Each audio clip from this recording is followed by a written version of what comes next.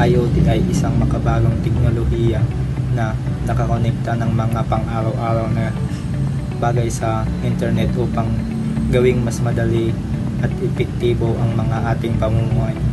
Mula sa mga smartphone device tulad ng mga otomatikong ilaw at security camera hanggang sa wearable health monitors at industrial automation, patuloy na pinapabuti ng IoT ang iba't ibang aspekto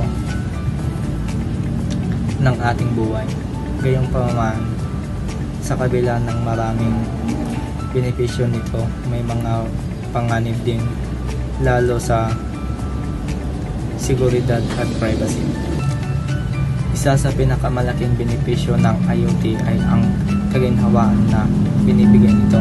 Halimbawa, sa mga tahanan maaaring kontrolin ng isang tao ang kanyang ilaw, aircon at appliances gamit lamang ang smartphone o voice command.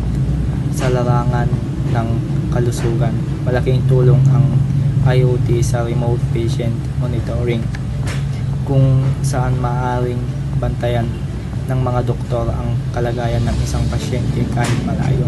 Samantalang sa negosyo at industriya, ginagamit ang IoT upang pababain ang gastos, mataasin ang produksyon at gawing mas epesyente ang operation. Bukod dito, malaki rin ang naitutulong ng IoT sa pagtitipid ng enerhiya, lalo na sa smart cities kung saan otomatikong ito ino-optimize ang paggamit ng kuryente upang mabawasan ang basura at mapanatili ang kapaligiran. Sa kabila ng mga benepisyong ito, may mga panganib din ang IoT. Isa na rito ang cybersecurity threats. Dahil nakakonekta ang mga IoT device sa internet, maaaring maging biktima ang mga ito ng hacking at data breaches na maaaring magresulta ng pagkawala ng mahalagang impormasyon o kontrol ng isang device. Sa pangmalaking issue ang privacy, dahil maraming IoT device ang patuloy na nagre-record at nagbabahagi ng data ng kanilang mga ginagamit. Maraming tao ang hindi ganap na mulat kung paano ginagamit ng mga kumpanya ang kanilang personal na impormasyon. Bukod pa rito, ang sobrang pag-asa ng teknolohiya ay maaaring magdulot ng problema kung sa kanilang malfunction ng isang IoT system o magkaroon ng mga technical na issue. Para sa akin, mabuti ito dahil ito ay nagdadala ng kaginhawaan, kaunlaran at mas epesyenteng pamumuhay.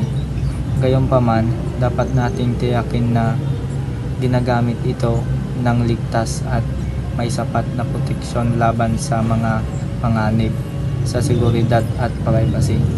Kung may tamang pag-iingat at regulasyon, ang IoT ay maaaring maging isang napakahalagang bahagi ng ating hinaharap. Sa kabuuan, ang IoT ay isang makapangyarihang teknolohiya na nagdadala ng maraming pagbabago sa ating mundo. Bagamat may mga hamon itong dala, maaaring mapakinabangan ng lubos ang IoT sa pamamagitan ng mga pag-iingat at seguridad. Sa hinaharap, tiyak na mas magiging matalino, ligtas at konektado ang ating mga pamayanan dahil sa IoT.